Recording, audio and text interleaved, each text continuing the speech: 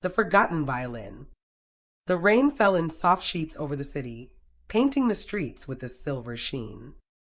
Claire pulled her coat tighter around her as she hurried down the cobblestone path toward her favorite antique shop. It wasn't just the warmth inside that drew her in, it was the endless stories hidden within the relics that lined the shelves. As she stepped through the door, the familiar scent of aged wood and old books surrounded her.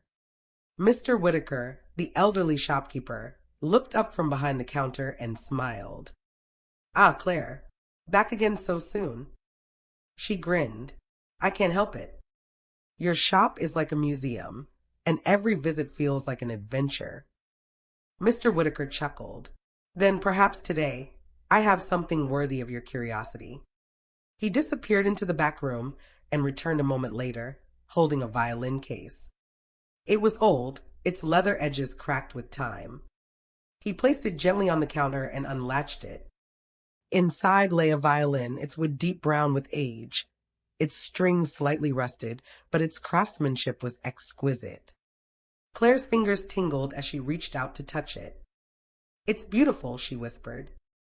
"It belonged to a young musician named Eleanor Baudelaire," Mr. Whitaker said, lowering his voice. "She was a prodigy in the early 1900s. Some say she played with such emotion that her music could make even the coldest hearts weep. But then one day, she vanished, leaving behind only this violin." Claire's heart skipped a beat. "Vanished? What happened to her?" "No one knows for sure," he replied. "Some say she ran away. Others believe something darker happened." He closed the case carefully. "Would you like to borrow it?" Claire hesitated, but something about the violin called to her. "Yes," she said finally. "I'd love to. The music that shouldn't exist." That night, Claire placed the violin on her desk and ran her fingers along its strings. Despite its age, it felt almost alive under her touch. She picked up the bow, took a deep breath, and played the first note. A haunting melody filled the room, wrapping around her like a whisper from the past. It was unlike anything she had ever played before, beautiful yet melancholic, a song filled with longing. As the last note faded, something strange happened. The air around her seemed to shift. A cold breeze swept through the room, though the windows were shut. The candle on her desk flickered wildly, and for a split second, she thought she saw a shadow move in the corner of her room. Claire's breath caught in her throat. Was it her imagination?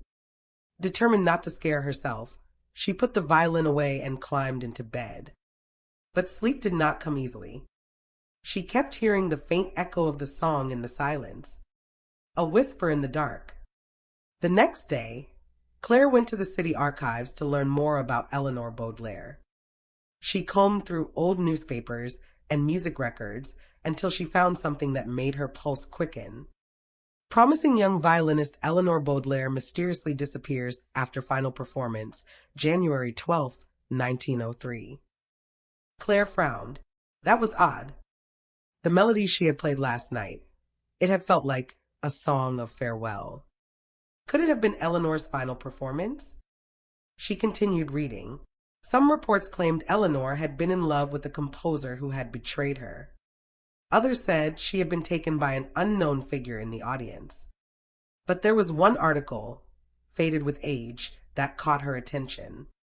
Rumors spread of eerie violin music heard near Eleanor Baudelaire's abandoned home, music that no one remembers writing.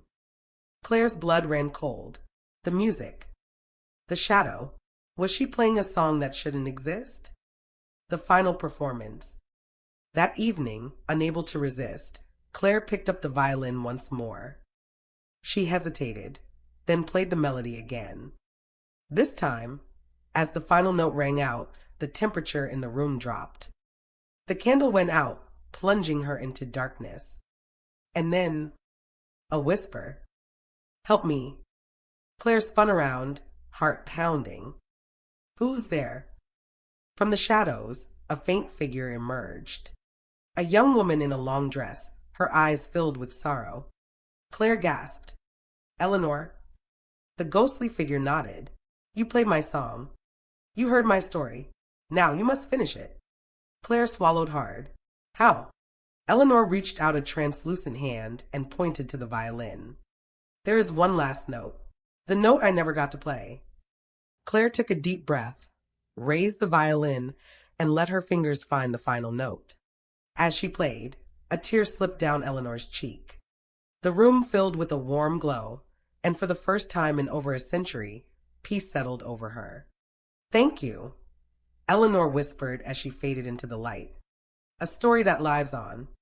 The next morning, Claire returned the violin to Mr. Whitaker. He studied her closely. You saw her, didn't you? He asked softly. Claire nodded. She just wanted to be heard. Mr. Whitaker smiled knowingly. Music has a way of keeping souls alive. Claire never saw Eleanor again. But sometimes when she walked past the shop, she could swear she heard the faintest echo of a violin playing a song lost to time. The end.